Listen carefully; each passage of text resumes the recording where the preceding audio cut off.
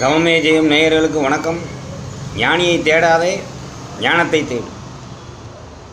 நமது அன்னதேகமே உணவினால் இயங்குகிறது. உடலை வளர்த்தது போல் ஒளி தேகத்தையும் வளர்த்தால் அதுவும் தனியாக இயங்கும். சூட்சும தேகம் இயங்குவதை அன்னதேகத்தை வைத்து கண்டுபிடிக்கலாம். காற்று சுழுமுனையில் ஓடும். தினம் ஒருவேளை உணவையே உண்பதற்கு சிரமப்பட வேண்டும். பிரம்ம நிலையில் போதையில் இருப்பது போல் இருக்கும்.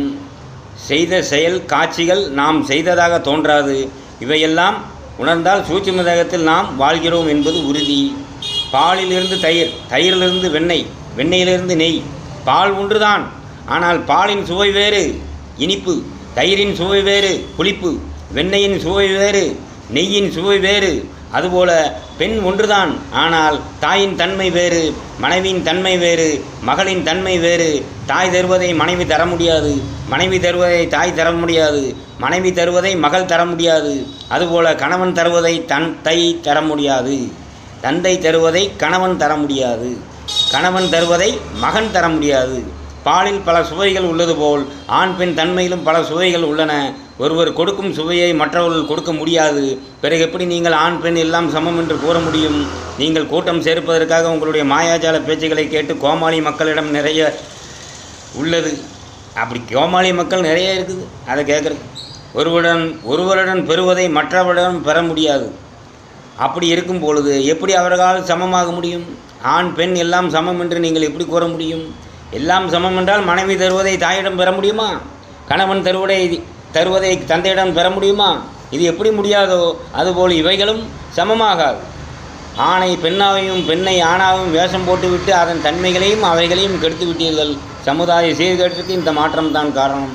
ஆதிசங்கரர் நெல்லிக்கனி கொடுத்த பாட்டிக்காக கனகதாரா ஸ்தோத்திரம் பாடி மகாலட்சுமி தங்க நெல்லிக்கனியாக அருள் மழை பொழிய செய்தார்.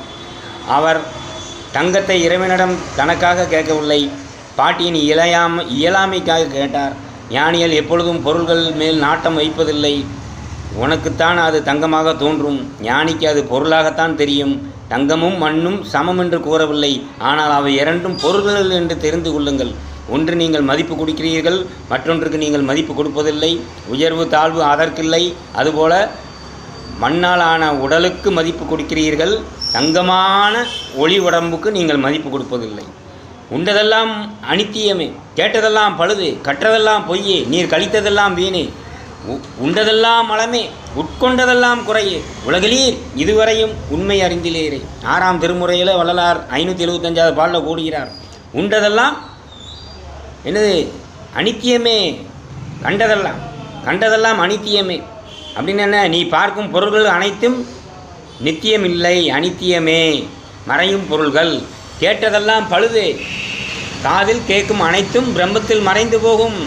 உடல் போய்விட்டால் நினைவு போய்விடும். கற்றதெல்லாம் பொய்யே என்று கூறிவிட்டு திருமுறையை ஏன் எழுதினார்? பிறகு ஏன் நாம் அதை படிக்க வேண்டும்? அதற்கு அர்த்தம் அதல்ல. கற்ற வித்தைகள் அனைத்தும் நாம் பிரம்மமாயம் ஆகிவிட்டால் அனைத்தும் பொய்யாகிவிடும். பொய் என்றால் முன்னமே நாம் அதற்கு விளக்கம் கொடுத்துள்ளோம். பொய் என்றால் மறைதல் என்று பொருள். பழம் இருக்கிறது, உண்டால் அது மறைந்து விடுகிறது, அதனால் பழம் பொய்யாகி விடுகிறது. ஆற்றை கடந்த பின் படகை விட்டுவிடுவது போல் பிரம்மத்தை அடைந்தவுடன் கற்ற கல்வி அனைத்தும் அங்கு பயன்படாது. ஏனெனில் பிரம்மமே கல்வியாக இருக்கிறது, அறிவாக இருக்கிறது. படித்தவுடன் புத்தகம் தேவையில்லை தானே? நீர் கழித்ததெல்லாம் குறையே. நீ எல்லா ஆனந்தத்தையும் இந்த உலகத்தில் அனுபவித்து விட்டாய் என்று நினைப்பதே தவறு. இந்த உடல் எந்த சுகத்தையும் அனுபவிக்கவில்லை. உண்டதெல்லாம் மலவே. நீ தங்க பஸ்பத்தையே உண்டாலும் அது மலமாகத்தான் வரும். சுவைவிட உண்ணும் பொருள்கள் யாவும் மலமாகத்தான் உருவாகும். இப்படி மலமாகும் பொருள்கள் மேல் ஆசை வைத்து நாச்சுவைக்கு அடிமையாகாதே. உட்கொண்டதெல்லாம் குறையே. நீ உனக்கென்று சேர்த்து வைக்கும் பொருள்கள் யாவும் உன்னை சேராது. அப்படி நீ வைத்து கொள்கிறாய் என்று நீ நினைப்பது பெரிய குறையே, அதில் உண்மை இல்லை. உலகிலீர் இதுவரையும் உண்மை அறிந்திலேயே.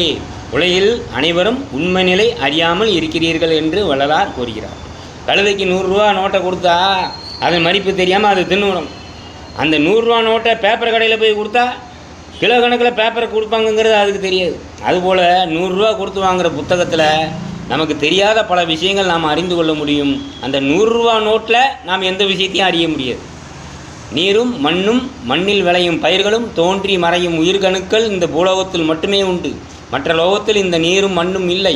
அங்கு ஏதும் விளைவதும் இல்லை. இந்த பூலோகத்தில் தான் பஞ்சபூத தன்மைகள் சேர்ந்து பல அணுக்கள் உருவாகி பல படைப்புகள் படைக்கிறது. அதனால தான் சக்தி அணுக்கள் இந்த மண்ணில் பிறந்து இந்த பஞ்சபூத தன்மைகளை நுகர ஆசை கொண்டு இங்கு பிறப்பெடுக்கிறது. அவ்வகை சக்தி அணுக்களை ஆண்டாளாக, மீனாட்சியாக, பத்மாவதியாக, பூமி தாயாக, சீதாவாக இங்கு பிறப்படுத்து மகிழ்கிறார்கள்.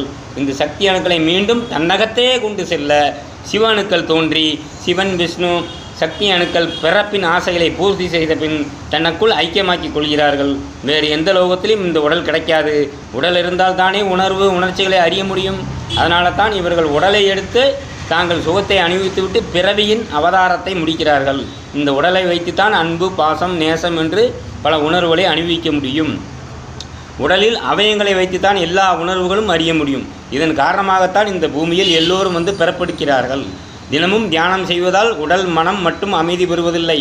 உடல் அன்னமய கோஷம், மனம் மனோமய கோஷம், இவை இரண்டையும் தாண்டி பிராணமய கோஷம், விஞ்ஞானமய கோஷம், ஆனந்தமய கோஷம் என்று இந்த சூட்சும உடல்கள் ஒளிபெறும். நமது உடலுக்குத்தான் தியானம் செய்கிறோம் என்று நீங்கள் நினைக்கிறீர்கள். அது தவறு. அன்ன உடல் அன்னத்தை தவிர வேறு எதையும் ஏற்றுக்கொள்ளாது. நீங்கள் தியானம் செய்தால் இந்த சூட்சும தேகமே வளர்ச்சி பெற்று ஒளி உடலாக அது பரிணாமம் பெறும். குணங்களுக்கு அப்பால் இந்த தேகங்கள் உள்ளன. மலைக்கு மேல் மேகங்கள் உள்ளது போல் வெளி மூச்சு செல்லும் மூச்சு காற்றினை உள்ளே சென்று அடங்கும்படியாக மாற்றி புறத்தே செல்லும் கருத்தினை கருத்துக்கு கருத்தாகிய கடவுள் பால் பதிவிப்பதே ஆற்றல் என்று அறிக வள்ளலார் கூறுகிறார். உள்ளே இருக்கும் காற்றை மூச்சின் வழியாக வெளியே விடாமல் அண்ணாக்கின் வழியாக மேலேயே காற்றை செலுத்த வேண்டும். வெளிச்செல்லும் மனதை பிரம்மத்தில் பதிய வைப்பதே இறையாற்றலை பெறுவதாகும். ஒளி உடலை பெறுவதாகும்.